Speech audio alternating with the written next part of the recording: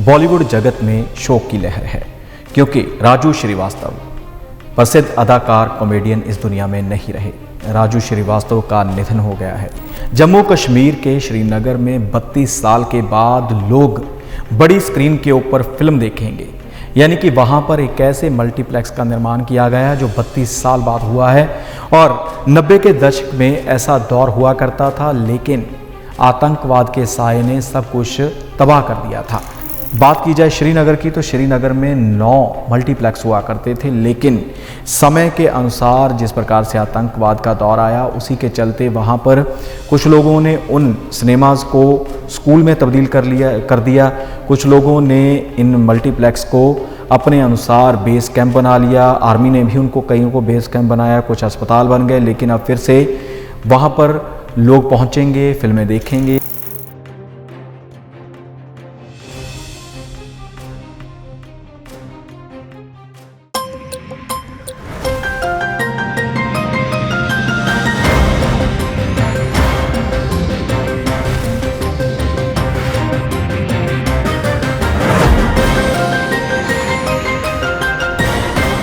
नमस्कार, D5 channel Hindi का खास कार्यक्रम खुलासा न्यूज़ का देख रहे देश विदेश के दर्शकों का मैं धर्मेंद्र संधू स्वागत करता हूं। इस कार्यक्रम में विभिन्न खबरों व मुद्दों के ऊपर चर्चा करते हैं।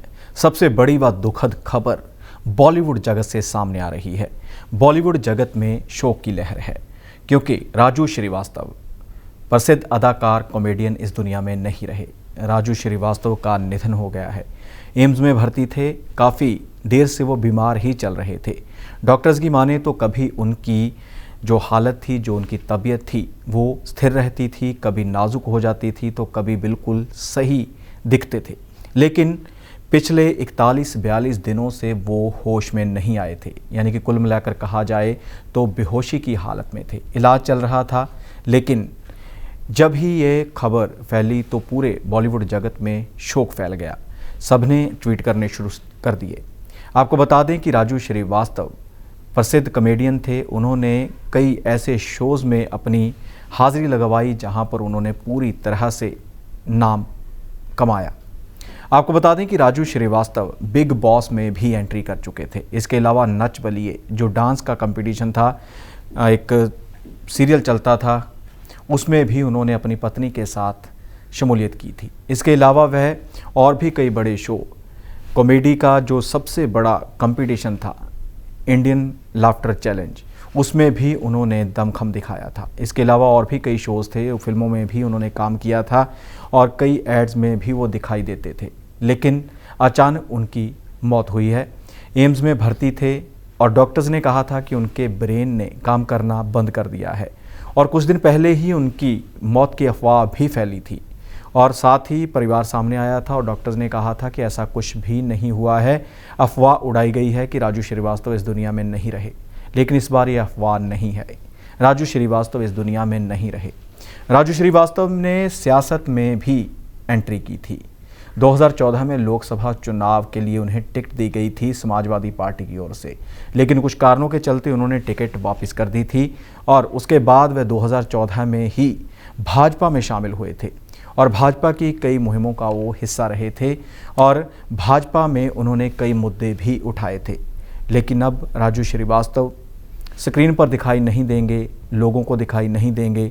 हालांकि उनकी तस्वीरें पुरानी, वीडियोज़ पुरानी लोग ज़रूर देख सकेंगे, लेकिन हमारे बीच में राजू श्रीवास्तव नहीं रहे, जिन्होंने कॉमेडी के क्षेत्र में देश का नाम रोशन किया और फिल्मों में पूरी तरह से अपनी ऐसी व्यंग्यों की वर्षा की कि हर किसी को वह हंसाकर लोट-पोट कर देते थे। खबर हिमाचल प्रदेश से है। हिमाचल प्रदेश में आम आदमी पार्टी काफ़ी आगे बढ़ती हुई नज़र आ रही है। आगे इस तरह बढ़ रही है कि आम आदमी पार्टी ने सबसे पहले अपने प्रत्याशियों की लिस्ट जारी करनी शुरू कर दी है और आम आदमी पार्टी ने हिमाचल विधानसभा चुनाव के लिए 4 उम्मीदवार मैदान में उतार दिए हैं और बाकी की सूचियां भी तैयार हो रही हैं। आपको बता दें कि विधानसभा चुनाव इसी साल में ही हिमाचल प्रदेश में होंगे, जिसको लेकर भाजपा भी पूरी तरह से सक्रिय है और साथ ही आम आदमी पार्टी व कांग्रेस भी अपना पूरा जोर लगा रही हैं। और आपको बता दें कि भाजपा के एक्स MP रह चुके हैं, मंत्री रह चुके हैं डॉक्टर राजन सुशांत, उनको भी आम आदमी पार्टी ने टिकट दी है और वह कांगड़ा के फतेहपुर विधानसभा क्षेत्र से मैदान में हैं और इसके अलावा नगरोटा बगवां से उमाकांत डोगरा को टिकट दी गई है और साथ ही सिरमौर के पांवटा साहिब से मनीष ठाकुर आम आदमी पार्टी के प्रत्याशी होंगे और लाहौल स्पीति से सुदर्शन जसपा को चुनावी मैदान में उतारा गया है। आम आदमी पार्टी का कहना है कि वो 68 की 68 सीटों के ऊपर ही अपने प्रत्याशी चुनाव मैदान में उतारेंगे और इनके ऊपर जीत हासिल करेंगे।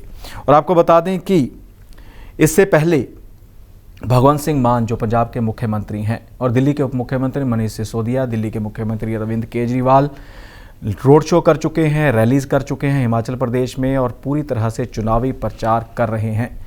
और जो शामिल हुए थे कुछ समय पहले ही भाजपा छोड़कर, कांग्रेस छोड़कर आम आदमी पार्टी में, उनको ये टिकट दी गई है। मनीष ठाकुर युवा कांग्रेस के प्रदेश अध्यक्ष रह चुके हैं और उमाकांत भाजपा छोड़कर 2018 में आम आदमी पार्टी का हिस्सा बने थे। और आपको बता दें कि लगातार कांग्रेस भी इसके ऊपर मंथन कर रही है कि किसे टिकट दी जाए और आज स्क्रीनिंग कमेटी की दिल्ली में मीटिंग होगी कांग्रेस की। उसमें आज संभावित है कि कुछ उम्मीदवारों की लिस्ट जारी हो जाए, लेकिन पूरा मंथन कांग्रेस करती हुई नजर आ रही है। कांग्रेस कोई भी चूक नहीं करना चाहती क्योंकि आम आदमी पार्टी पंजाब में भी जीत चुकी है। 92 सीटों के ऊपर आम आदमी पार्टी ने पंजाब में कब्जा किया था। भाजपा को एक आध सीट ही मिली थी और आम आदमी पार्टी पहले नंबर पर रही थी और कांग्रेस दूसरे नंबर पर रही थी। और अब विपक्ष में कांग्रेस है पंजाब में और श्रोमणी अकाली दल जो क्षेत्रीय पार्टी थी पंजाब की, उसका खाता बड़ी मुश्किल से खुला था। उनके पास 2 या 3 सीट्स ही आई थी, लेकिन आम आदमी पार्टी ने बहुत बड़ी लीड ली थी, जिसके बाद अब आम आदमी पार्टी के जो कन्वीनर हैं अरविंद केजरीवाल, वो गुजरात इलेक्शन को लेकर भी पूरी तरह से सरगर्म नजर आ रहे हैं और साथ ही पंजाब में भी वो पूरी तरह से गारंटियां पूरी करते हुए नजर आ रहे हैं। और इसके अलावा हिमाचल प्रदेश में भी गारंटियां दी गई हैं। भगवंत सिंह मान, मनीष सिसोदिया व अरविंद केजरीवाल की ओर से लोगों को गारंटियां दी गई हैं कि शिक्षा में सुधार किया जाएगा, स्वास्थ्य सहूलतों में सुधार किया जाएगा और लोगों को हर सहूलियत देने की बात व गारंटी दी गई है आम आदमी पार्टी के नेताओं की ओर से। 24 सितंबर को देश के प्रधानमंत्री नरेंद्र मोदी हिमाचल प्रदेश के मंडी में सबसे बड़ी युवा रैली को संबोधित करेंगे। देश की ये पहली युवा रैली होगी जिसको देश के प्रधानमंत्री नरेंद्र मोदी संबोधित करेंगे और इसके लिए तैयारियां शुरू हो चुकी हैं और हर ब्लॉक से युवा लोगों को लाने के लिए कहा गया है और साथ ही साथ 1 लाख से भी ऊपर युवा इस रैली में हिस्सा लेंगे और युवाओं को एक खास तरह के कार्ड दिए जाएंगे जो आईडी कार्ड का भी काम करेंगे और इसके ऊपर QR कोड भी लगा होगा जिसको स्कैन करने के बाद ही उस पंडाल में एंट्री होगी जहां पर देश के प्रधानमंत्री नरेंद्र मोदी युवाओं से बात करेंगे, भाजपा का विजन बताएंगे, भाजपा की नीतियों व योजनाओं के ऊपर भी चर्चा होगी और इसी QR कोड के माध्यम से ही, इसी कार्ड के माध्यम से ही वाहनों की पार्किंग भी की जाएगी। आपको बता दें कि इसमें एक और शर्त रखी गई है कि 40 साल से कम उम्र के युवा ही जो भाजपा युवा मोर्चा से संबंधित हैं या उसके साथ जुड़ना चाहते हैं वही लोग ही इस रैली में हिस्सा ले सकते हैं, लेकिन उनकी उम्र 40 साल से कम होगी। लेकिन बड़े दिग्गज नेताओं के ऊपर ये शर्त नहीं लगेगी क्योंकि बड़े दिग्गज नेता उम्रदराज भी होते हैं, तो इसलिए वह भी देश के प्रधानमंत्री नरेंद्र मोदी को सुनेंगे। लेकिन जो युवा हैं वो बड़ी संख्या में शिरकत करेंगे। पूरी तरह से तैयारियां कर ली गई हैं। ब्लॉक स्तर पर भी युवाओं को एकत्रित किया जा रहा है और भाजपा से जोड़ने के लिए मुहिम चलाई जा रही है। आपको बता दें कि हिमाचल प्रदेश में विधानसभा चुनाव होने वाले हैं। पूरी तरह से सभी पार्टियां अपना जोर लगा रही हैं। तारीखों का ऐलान होना अभी बाकी है। जैसे ही ऐलान होगा तो सरगर्मियां और भी तेज़ हो जाएंगी। इसी के चलते कांग्रेस व आम आदमी पार्टी भी पूरी तरह से जोर लगा रही है। आम आदमी पार्टी ने 4 प्रत्याशियों के नामों की लिस्ट भी जारी कर दी है जो विधानसभा में दूसरे प्रतिद्वंदियों को टक्कर देंगे। अब देखना होगा कि रैली कितनी कामयाब होती है, किस प्रकार से युवा उसमें पहुँचते हैं और आने वाले समय में विधानसभा चुनाव में कौन सी पार्टी हिमाचल प्रदेश में अपनी सरकार बनाती है। हिमाचल प्रदेश में जाने वाले पर्यटकों व वहां के स्थानीय लोगों के लिए खुशखबरी है क्योंकि अब हिमाचल प्रदेश में विभिन्न इलाकों में 7 रोपवे बनने जा रहे हैं, यानी कि रोपवे के जरिए सफ़र आसान हो जाएगा। कुल मिलाकर 57 किलोमीटर के रोपवे होंगे जिनमें मुख्य रूप से शिमला तारादेवी रोपवे बनाया जा रहा है जिसकी कुल जो दूरी है वो 15 किलोमीटर है। 15 किलोमीटर की दूरी कुछ ही पलों में पूरी होगी और इसके लिए पूरी तरह से तैयारियां भी कर ली गई हैं। केंद्र सरकार ने स्वीकृति भी दे दी है और ये विश्व का दूसरा सबसे लंबा रोपवे होगा और 1500 करोड़ रुपए शिमला तारा देवी रोपवे को बनाने के लिए लागत आएगी। अगर रोपवे बनते हैं तो लोगों को रोज़गार भी मिलेगा, लोगों को वहाँ पर नौकरी भी दी जाएगी और साथ ही इस रोपवे से 10,000 स्थानीय लोग व पर्यटक रोज़ाना आएंगे जाएंगे। यानी कि शिमला से तारा देवी तक का सफ़र रोपवे के ज़रिए आसान हो जाएगा, जिससे उच्च ग्रामीण क्षेत्रों में रहने वाले लोगों को भी राहत मिलेगी और शिमला पहुंचकर तारा देवी जाने वाले पर्यटकों के लिए भी रास्ता आसान हो जाएगा। और इसके अलावा और भी 7 रोपवे बनाए जा रहे हैं जो 57 किलोमीटर को कवर करेंगे, जिसके लिए केंद्र ने पिछले साल से ही कार्य शुरू कर दिया था, लेकिन स्वीकृति नहीं मिली थी। लेकिन अब इस साल में उम्मीद जताई जा रही है कि रोपवे बनकर तैयार हो जाएंगे। और इसके अलावा जो खर्च की बात की जाए तो 3223 करोड़ रुपए यानी 3223 करोड़ रुपए इनके ऊपर खर्च आएगा और लोगों को रोज़गार मिलेगा। और इनमें से जो खास तौर पर पर्यटक स्थल पर पहुंचेंगे उनमें से रोपवे हैं पालमपुर के थातरी से चुंजर तक और इसके अलावा शिरगुल महादेव लुहनू से बंदला तक और हिमानी चामुंडा बिजली महादेव भरमौर से भरमानी देवी मंदिर तक भी रोपवे का निर्माण किया जाएगा। इसके अलावा किलाड़ से साच दर्रा तक भी ये रोपवे बनाए जाएंगे। कुल मिलाकर 7 रोपवे हिमाचल प्रदेश में बनाए जा रहे हैं। हिमाचल प्रदेश में हर साल लाखों लोग पहुंचते हैं पर्यटन करने के लिए, घूमने फिरने के लिए और धार्मिक स्थलों के दर्शन करने के लिए श्रद्धालु भी पहुंचते हैं। उनके रास्ते को आसान करने के लिए रोपवे बनाए जा रहे हैं। केंद्र सरकार का प्रोजेक्ट है जिसमें अनुदान केंद्र का भी होगा, स्टेट गवर्नमेंट का भी होगा, लेकिन लोगों को बड़ी राहत मिल जाएगी। लेकिन इसके साथ ही सरकार को यह भी चाहिए कि कुछ एक्सपर्ट्स ऐसे भी बुलाए जाएं, जिस प्रकार से कुछ समय पहले रोपवे के ऊपर हादसे हुए थे। रोपवे के बीच में जो ट्रॉलीज़ होती हैं वो रास्ते में ही अटक गई थी, लोगों को मुश्किल से बाहर निकाला गया था। तो ऐसी जो टेक्निकल बातें हैं उनके ऊपर भी ध्यान दिया जाए ताकि लोग बेझिझक निडर होकर इन रोपवे का पूरी तरह से इस्तेमाल करें, ताकि उनका समय बचे, पैसा बचे और वो अपना आना जाना आसान कर सकें।